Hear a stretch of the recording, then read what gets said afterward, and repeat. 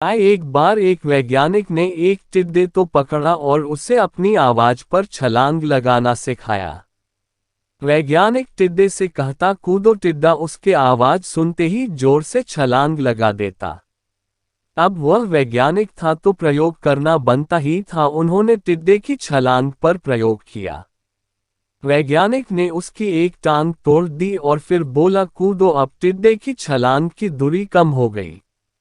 वैज्ञानिक ने उसकी दूसरी टांग तोड़ दी और फिर बोला कूदो, टिड्डे की छलांग और कम हो गई। अब तोड़ी गई उसकी तीसरी टांग, फिर छलांग की दूरी और कम हो गई। एक एक करके बेचारे टिड्डे की सारी टांगें तोड़ दी गई। अब आखिरी टांग टूटने पर जब उससे कहा गया कूदो तो वह हिल भी नहीं पाया। अब वैज्ञानिक ने अपना निष्कर्ष अपनी डायरी में लिखा। जानते हो उसने क्या लिखा? जब टिड्डे की एक टांग तोड़ी गई तो वह थोड़ा बहरा हो गया। जब उसकी दूसरी टांग तोड़ी गई तो वो और बहरा हो गया। हर टांग टूटने के साथ वो और बहरा होता गया।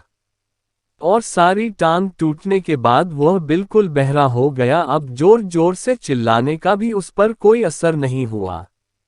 वो तो अपनी जगह से हिला तक नहीं, छलांग लगाना तो दूर की बात थी।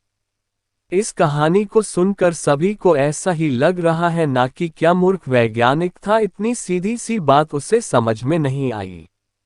या कुछ लोग ये भी सोच रहे होंगे कि ये तो किसी बच्चे को भी पता है कि टिड्डे की छलांग उसके टांग टूटने की वजह से कम होती जा रही थी, ना कि वह बहरा हो गया था। दोस्तों, हम सभी जीवन में कई बार ऐसे ही मूर्ख बन जाते हैं। कई बार जीवन में दो घटनाएं एक साथ ऐसे घटती है कि उनका एक दूसरे से कोई संबंध होता ही नहीं, फिर भी ऐसा लगता है कि गहरा संबंध है। कभी कभी दिखता कुछ और है लेकिन समझ कुछ और आता है और वास्तव में होता कुछ और है। इसीलिए अगर पछताना नहीं है तो जीवन में जल्दबाजी में कोई निर्णय ना ले, हमेशा समझबूझ का इस्तेमाल करे, सावधानी बरते, नतीजे सोच विचार कर ही निकाले। दोस्तों, अगर हमारी वीडियो आपको पसंद आ रही है चैनल को लाइक एंड सब्सक्राइब जरूर करें।